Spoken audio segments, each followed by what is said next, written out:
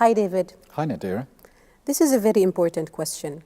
What are the implications when an organization adopts an extreme level of risk appetite, either very high or very low?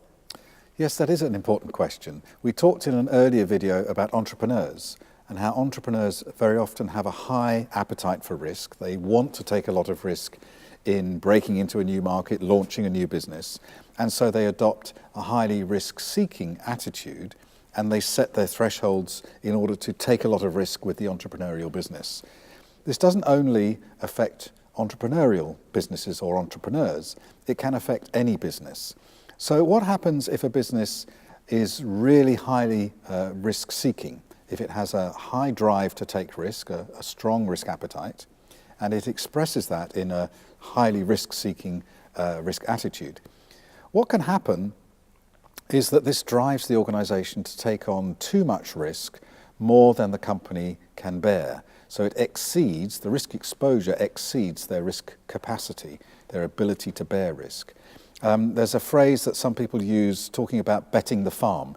You take a chance on something, if it goes wrong, then the impact is so big that it wipes you out, it destroys everything. And so sometimes organizations make investments where if it goes wrong, the impact is that not just they lose the investment, but they lose the company. Or maybe they try something new, and if it goes wrong, it damages the reputation, not just of that particular product line, but of the entire brand. So a highly risk-seeking attitude, which might come from a strong appetite for risk, can lead you to take too much risk, which ends up with you perhaps damaging the overall business. On the other hand, if your risk appetite is extremely low, then that can have the opposite problem. So a very low risk appetite means you're extremely cautious. You don't want to take any risk with the business. You want to be very, very careful. And so the attitude that you adopt is to be extremely risk averse. You try and avoid risk in all circumstances. You try to minimize your exposure as far as possible. The problem with this is that risk is related to reward. And we need to take risk in order to gain rewards. And if we take no risk at all, then our rewards, the rewards that are available to us, will be very small.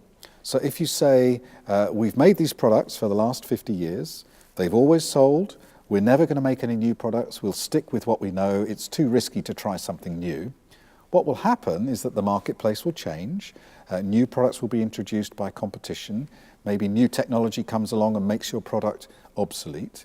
And by not taking any risk at all, you play it so safe that you end up going out of business. And there are many examples of companies that were once very successful, took no risks at all, and then ended up failing because the world changed around them.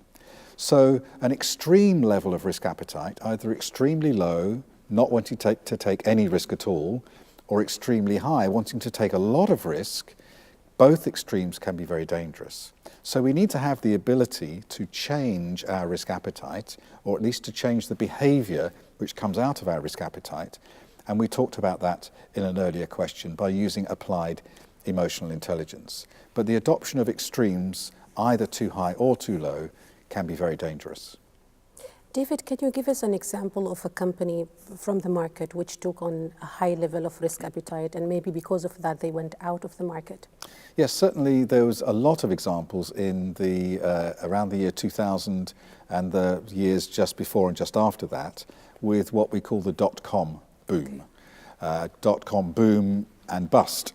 So a lot of companies launched with great ideas of using the internet in a radical way, of investing money and time and effort in developing applications which could completely change the way that people communicate or people make commercial transactions.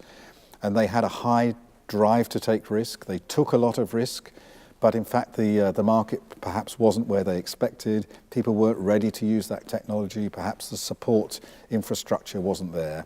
And so a large number of these companies in the dot-com environment failed, and they're not here anymore. And there are the very few that made it, lastminute.com, Amazon, of course, some of the communication platforms like LinkedIn or Facebook. But the few we remember, we don't remember the many who tried and failed because they overreached themselves by having an appetite for risk that was higher than they could bear. Thank you for the useful information, David. It's a pleasure.